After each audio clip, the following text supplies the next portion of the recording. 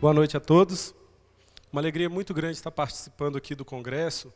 E eu vou tratar desse assunto mesmo, né? Darwin e o falso dilema. Eu espero ser sensível aos nossos críticos. E também eu quero dedicar esse tempo pensando também nos nossos estudantes. Porque, afinal de contas, são eles que estão no meio do fogo cruzado, né? Então, antes de mais nada, eu queria também tocar num ponto que a gente precisa sempre estar considerando, né? A gente tem que levar em conta os limites da ciência. Tanto quem está ensinando, também os estudantes precisam se lembrar e reconhecer que a ciência tem limites. A gente está falando de origens, a gente está fazendo perguntas para a ciência, mas a gente tem que saber também qual é o tipo de pergunta certa a se fazer. Vou fazer isso de uma forma muito breve para entrar no assunto. Era uma vez um senhor e um garotinho. Fim de tarde, na beira da praia, caminhando e conversando sobre a vida. De repente, eles pararam e olharam em direção ao mar, porque eles viram alguns flashes de luz. O moço que estava com o garotinho, ele era um físico, aposentado, fissurado com o trabalho. Ele largou o menino, foi correndo no carro dele, abriu o porta-mala, pegou uma parafernália, voltou lá para a beira da praia e usou um fotômetro, cronômetro, um barbantinho, foi fazendo uns cálculos por triangulação, voltou, juntou tudo de novo, entrou para o carro e foi para casa. Aí ele chegou todo agitado, todo animado, e a esposa dele perguntou assim: "Ô querido, você está muito agitado, você está animado, você viu alguma coisa?" Aí ele virou para ela e falou assim: "Bem, eu acredito ter visto um filamento incandescente de tungstênio envolto em uma cápsula de sílica, emitindo brilhos na faixa de 733 lumens a intervalos regulares de tempo." Ela olhou, interessante, e foi embora. O rapazinho também foi para casa. Chegou em casa, ele não tinha esposa, mas a mãe dele falou assim: "Ô querido, você está muito agitado, você está muito animado, você viu alguma coisa?" Ele falou assim: "Vi, mãe. Tinha um barco lá longe, lá no mar, mandando um sinal de SOS. Eu liguei para a guarda costeira e eles rebocaram o barco." Aí a gente faz a pergunta, né? Qual dos dois deu a resposta certa? Os dois deram a resposta certa. Só que eles responderam a perguntas distintas. O senhor, o moço, ele representa a ciência. O que ele respondeu? Ele respondeu como estava acontecendo, como aquele fenômeno acontecia. O rapazinho, ele respondeu outra pergunta. Ele respondeu o quê? Por quê? Por que estava brilhando lá longe na praia? Então a ciência, ela é muito boa para responder esse tipo de pergunta do como alguma coisa acontece. Mas ela tem muita dificuldade ou não vai conseguir responder as perguntas do tipo por quê. Se a gente perguntar para o médico por que o esquimó morreu congelado, na verdade a resposta dele vai ser como que a temperatura baixou e paralisou o metabolismo dele até zerar. Porque está além da ciência. E se a gente não tiver isso em mente, a gente faz as perguntas erradas, ouve as respostas erradas e cria concepções, então, que vão ser inconvenientes. Então, voltando aqui aos nossos críticos, a crítica que eu vejo sendo mais insistente é a seguinte: eles nos acusam de trazer uma falsa demanda para a ciência. Eles dizem que Darwin vai bem, obrigado, que questioná-lo é semelhante ou tão ridículo quanto questionar a própria lei da gravidade. E que, por isso, não precisa debate, não precisa confronto de ideias. O que existe é uma conspiração religiosa contra a verdade científica. É desse jeito que a coisa fica. O que eu quero fazer, gente, é mostrar para vocês um darwinismo que talvez você ainda não conheça. É necessário sim o debate, é necessário o confronto de ideias por uma questão de justiça. Os nossos estudantes são, em grande medida, ensinados de forma dogmática, de forma religiosa, dentro da concepção darwinista. Então, quando existe essa polarização, né, de religião contra a ciência, isso se torna um falso dilema e coloca as críticas de fora. E aí, dessa forma, o darwinismo se blinda e continua sendo ensinado dessa forma que a gente tem visto atualmente.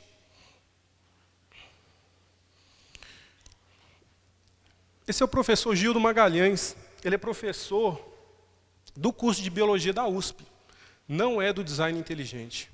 Ele escreveu esse artigo, né, chamado Darwin, Herói ou Fraude. É um artigo muito interessante e nesse artigo ele mostra muito do que os estudantes do curso de Biologia normalmente não têm ciência acerca de Darwin e do darwinismo. Ele trata, por exemplo, do capítulo 4 da origem das espécies, né, que muito possivelmente Darwin copiou do seu amigo Wallace, mas esse não é meu ponto.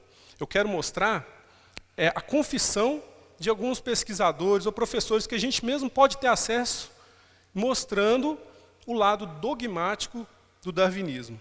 Olha o que ele diz no finalzinho desse artigo dele. Ó. Para acabar com a fraude, é preciso que aqueles evolucionistas que não aceitem o darwinismo em nenhuma das suas formas deixem de ser comparados a defensores da Terra plana ou coisa pior. A fraude real é perpetuar o ensino dessa teoria como um dogma, sobre o qual se constrói a biologia, a antropologia, a psicologia, a economia e muitas outras áreas do conhecimento, e não como uma hipótese de trabalho. O Mazatoshi, gente, ele é diretor do Instituto de Genética Molecular Evolutiva. Em entrevista, olha a declaração dele. Darwin é um deus em evolução, então você não pode criticá-lo. Se você o critica, você é chamado de arrogante. Mas algumas vezes uma teoria científica é tratada como um dogma. Você tem que questioná-la. O dogma da seleção natural existe faz muito tempo, muitos não questionam. Muitos livros-textos continuam com esse ensino. Muitos estudantes são educados com estes livros. Ele, ainda na década de 80, escreveu um capítulo do livro, ele é uma referência importante, contrariando um princípio darwinista em relação à mutação e seleção natural. E ele ficou muito insatisfeito que ninguém deu atenção. E aí ele escreveu um livro completo com o assunto que era daquele capítulo, que rendeu essa entrevista. The Third Way, gente, a terceira via, é um fenômeno também interessante. Consiste em um grupo de pesquisadores que tem publicado, tá, livros e artigos num contexto, gente, num contexto de evolução por caminhos decisivamente não darwinistas. Eles têm mostrado em suas publicações que a concepção darwinista não se sustenta frente à biologia do século XXI. Não se trata de uma melhoria do darwinismo.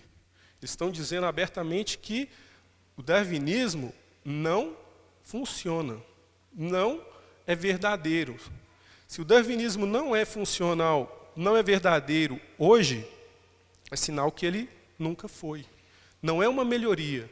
Tá? Então são pesquisadores como Eva Jablonka, James Shapiro, tá? Instituições como MIT, Oxford, Princeton, Instituto Pasteur, são mais de 40 pesquisadores que, como equipe, estão trabalhando evolução no mundo pós-Darwin. Né? Enquanto eles estão no mundo pós-Darwin, aqui a gente não pode nem falar ou criticar alguma coisa. Interessante observar uma declaração do James. Ele fala o seguinte, ó, não existem explicações darwinianas detalhadas para a evolução de qualquer sistema bioquímico ou celular fundamental. Somente uma variedade de especulações do que se deseja fosse realidade. É extraordinário que o darwinismo seja aceito como uma explicação satisfatória de um assunto tão vasto. Citações como essa de professores em publicações importantes, hoje em dia a gente tem uma coleção muito grande. Em paralelo a isso, esse documento aqui, ele é muito bom, ele é muito importante. E olha só, esse é um documento público que diz assim, ó, nós somos céticos sobre as afirmações quanto à capacidade da mutação aleatória e da seleção natural para explicar a complexidade da vida. Um exame cuidadoso das evidências a favor da teoria darwinista deve ser encorajado. Mais de 900 doutores assinam esse manifesto. Tem um colunista da Folha comentando sobre esse documento, ele disse que esse documento sozinho deveria repercutir como uma bomba atômica no meio acadêmico. Tá? Mas, se a gente olhar para essa outra publicação aqui, nós vamos ver uma coisa muito interessante também. O Joris van Rossum, ele escreveu esse livro que nasceu como uma tese de doutorado na Universidade de Amsterdã. É o seguinte, ó, a reprodução sexuada como uma nova crítica à teoria da seleção natural. Ele diz que essa crítica dele não se baseia em improbabilidades, como normalmente é feito. Ele diz que essa crítica dele se baseia na impossibilidade da seleção natural originar a reprodução sexuada. Deixa eu mostrar o ponto dele. É muito estabelecido que a seleção natural trabalha para adaptar o gene. Em última instância, a seleção natural está aprimorando o gene. E aí vem a questão. Como que a seleção natural, que trabalha em função de aprimorar o gene, cria um mecanismo cujo funcionamento vai levar exatamente ao descarte de 50% dos genes? É isso que acontece na meiose.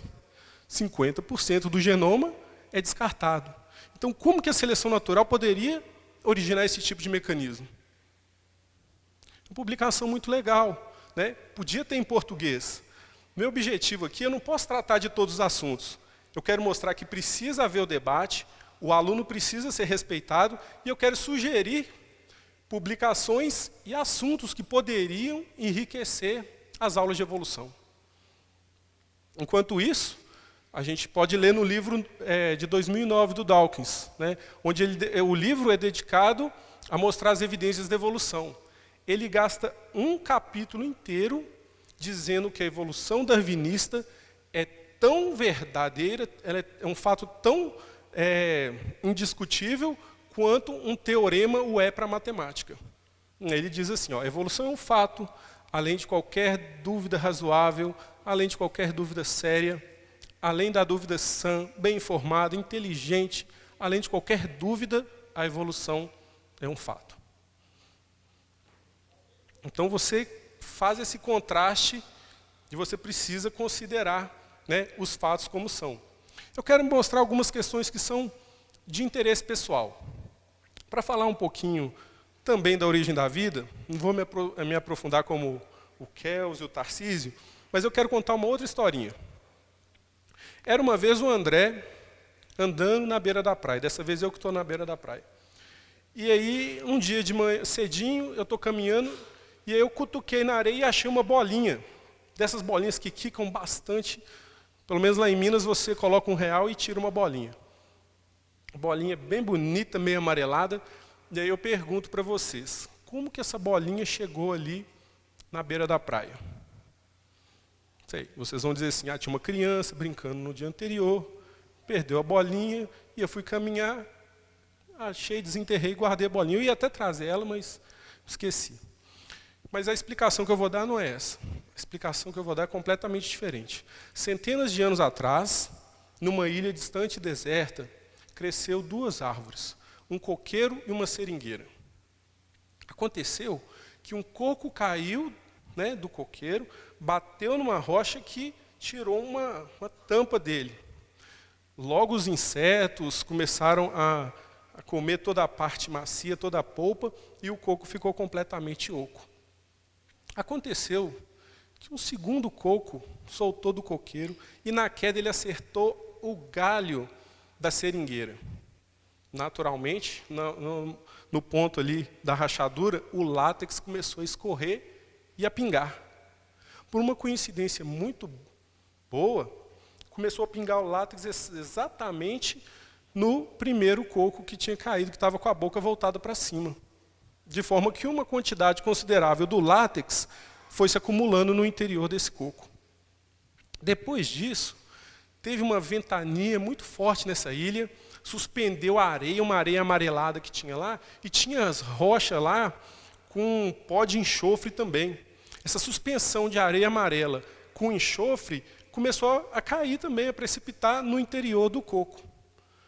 Depois disso, mais uma folhinha da seringueira caiu, soltou por causa da ventania, e caiu bem em cima do buraquinho que tinha no coco. Mais umas gotinhas de látex vedaram aquele coco e ele ficou hermeticamente fechado. Nós sabemos que o látex, junto com o enxofre, pode sofrer o processo da vulcanização, pode virar borracha. Mas precisa de ter uma temperatura muito alta para acontecer isso. Só que vocês não imaginam o calorão que estava lá naquela ilha. Um sol infernal. E aí começou então a maré subir, uma ventania, aquilo lá começou a agitar a bolinha, ela começou a misturar o látex com a areia amarela, mais o enxofre, começou a esquentar demais, vulcanizou, virou uma esfera perfeita. Mais um pouquinho de agitação, mais um pouquinho de vento, jogou o coco contra uma rocha, se quebrou, libertou a bolinha que veio flutuando, e eu achei. Vocês já entenderam o meu ponto.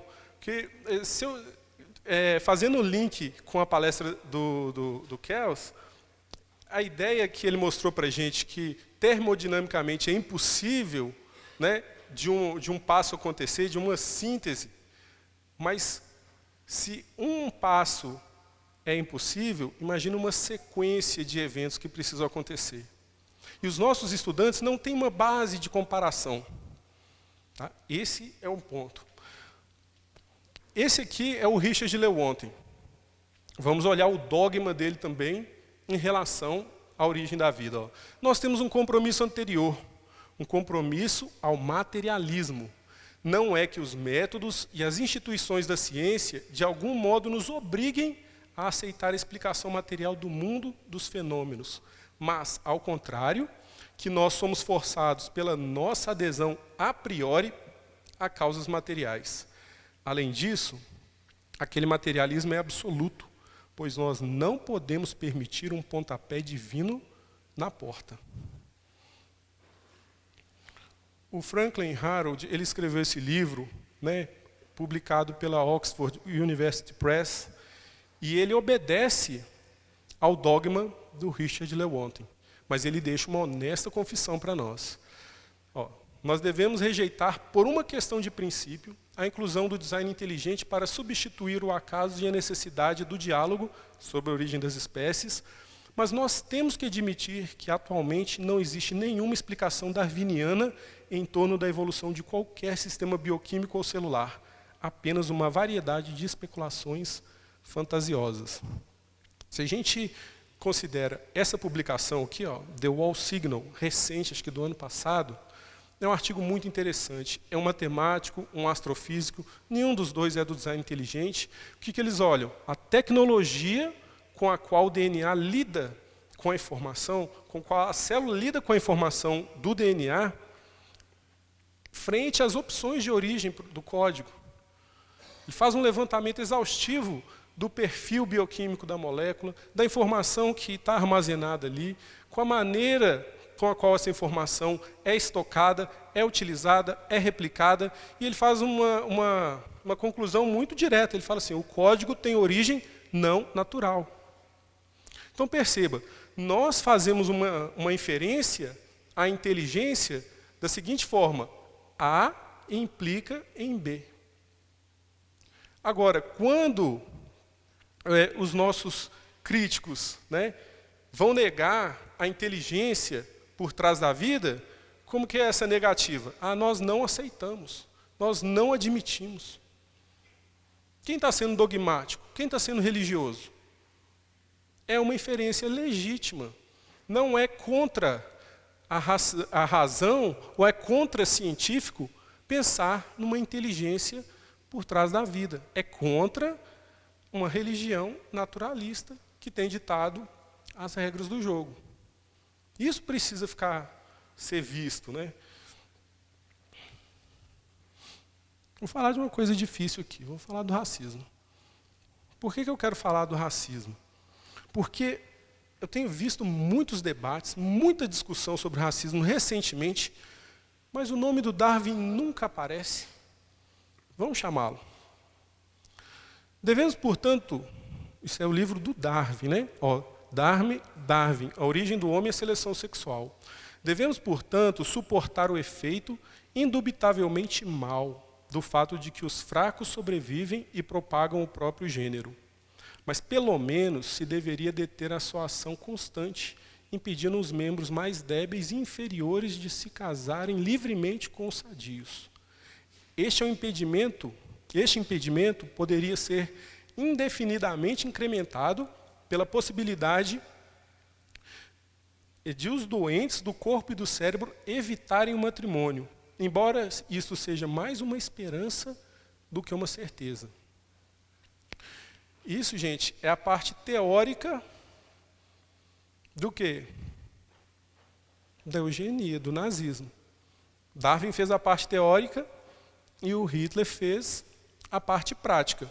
Eu não digo isso sozinho. O professor Richard Wickert, da Universidade da Califórnia, ele tem publicado artigos e livros mostrando com muita profundidade essa relação.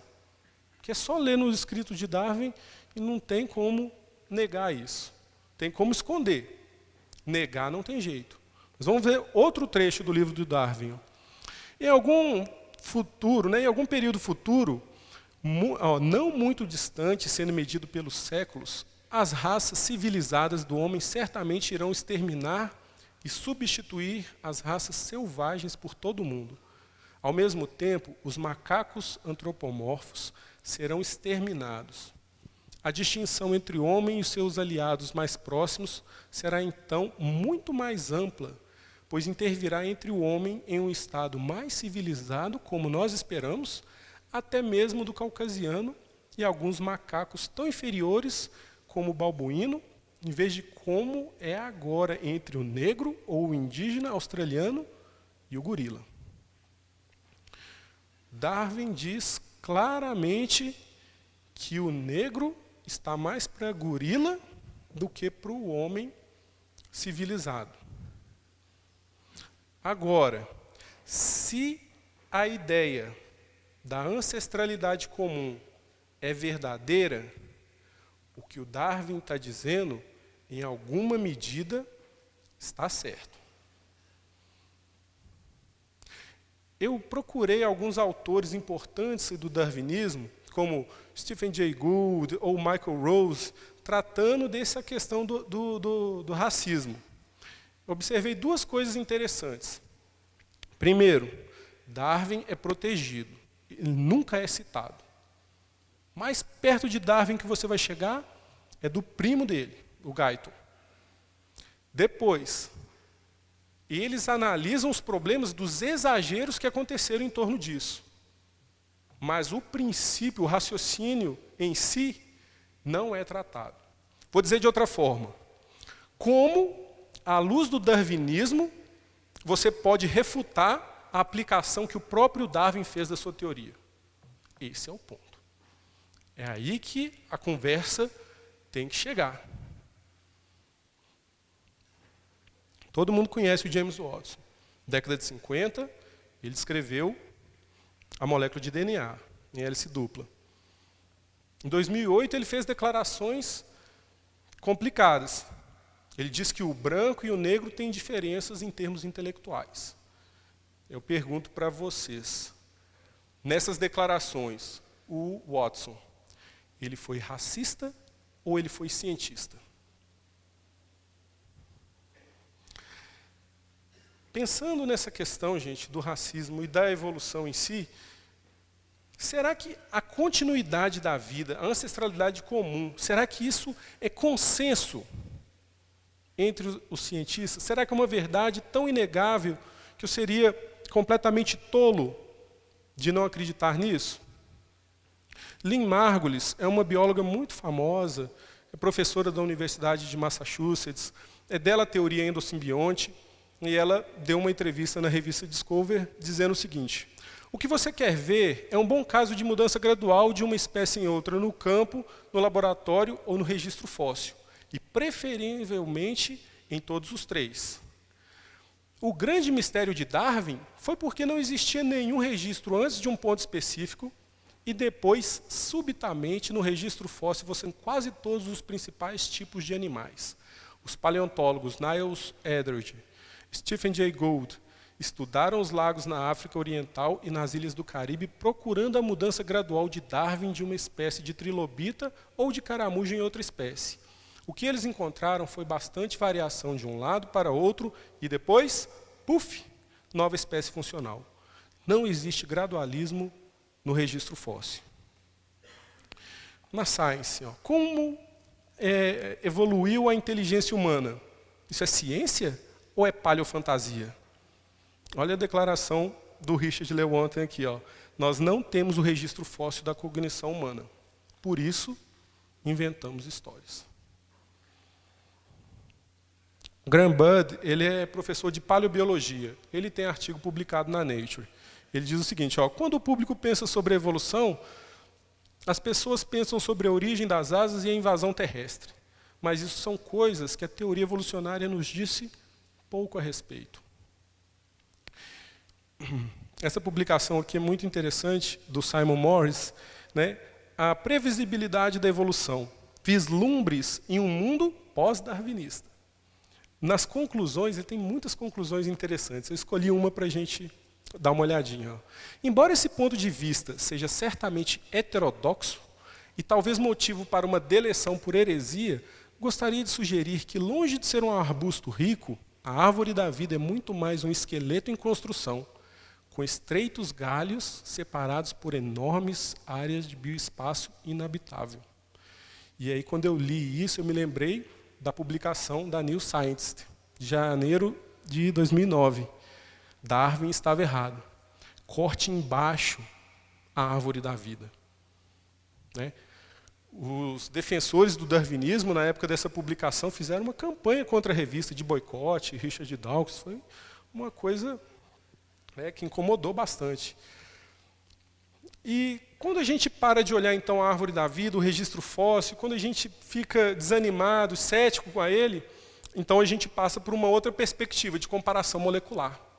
Desde 1975, nós ouvimos que nosso DNA é 99% semelhante ao do chimpanzé. Interessante, você que é da área aí, pensar qual foi a tecnologia para fazer esse mapeamento, para fazer essa comparação, né, e garantir para a gente 99% de semelhança, isso em 1975. Tudo bem, a gente tem essa publicação da Science aqui, né, o mito dos 1%. Muito legal, mostrando a dificuldade para se fazer esse tipo de comparação e chegar a conclusões acertadas. Né? E nós sabemos também que hoje temos outras publicações, aí, até de publicações de periódicos diretamente, né, de publicação evolucionista, mostrando que a semelhança agora é na faixa de 70%. Né? Mas a gente pode avançar de comparação genômica, a gente pode ir para a proteômica, e a gente também está na fase do metaboloma. Olha essa publicação da PLOS. Excepcional divergência evolutiva. Olha que interessante. Nós, em termos de produtos de metabolismo do músculo e do cérebro, nós temos uma singularidade cognitiva e física em relação a alguns símios que eles testaram e outros animais. Então, eu acho que esse tipo de comparação é, sim, uma comparação mais poderosa. Por quê? Não importa tanto o gene, ou importa mais que o gene, o produto gênico. Tá? E o próprio título já está dizendo que é uma divergência excepcional. Foi bem acima do esperado. Então, mais uma vez, as nossas diferenças, elas falam muito mais alto do que as nossas semelhanças. Mas eu não estou querendo provar um ponto ou outro, eu estou querendo mostrar a necessidade do debate, não se esqueça disso. Estou querendo dizer que uma publicação dessa na sala de aula seria muito útil para o ensino. Quando eu estava na graduação, né, a gente estudava o DNA lixo. Porque essa é uma perspectiva da gente perceber a ideia da ancestralidade comum, sem, contudo, precisar estabelecer a comparação com outras espécies. Funciona o seguinte. Na época da graduação, então, estava estabelecido da seguinte maneira. Nosso DNA tem a menor parte dele que é útil funcional. A maior parte do genoma consiste em um DNA que não tem função qualquer. E aí ficou aquela questão, mas só, né, do montante de bases, só uma fraçãozinha é útil e tem papel biológico. Aí, qual é a explicação para isso? A explicação foi dada rapidamente. O que foi dito? Esse DNA lixo, esse DNA intrônico, esse DNA não codificante, a razão dele existir no nosso genoma é muito simples. Nós herdamos dos nossos ancestrais. Então, a explicação do fato era uma evidência muito forte para a ancestralidade comum. De fato, um argumento muito poderoso. Só que, mais recentemente, pessoal, centenas de pesquisadores, não foi nenhum ou dois, centenas, mais de 500, eles exatamente foram atrás de analisar o DNA intrônico, esse DNA lixo. Os resultados, né, eles trabalharam nesse projeto, o projeto ENCODE. Os resultados foram publicados na Nature e mostraram que pelo menos 80% do genoma tem papel bioquímico. E aí?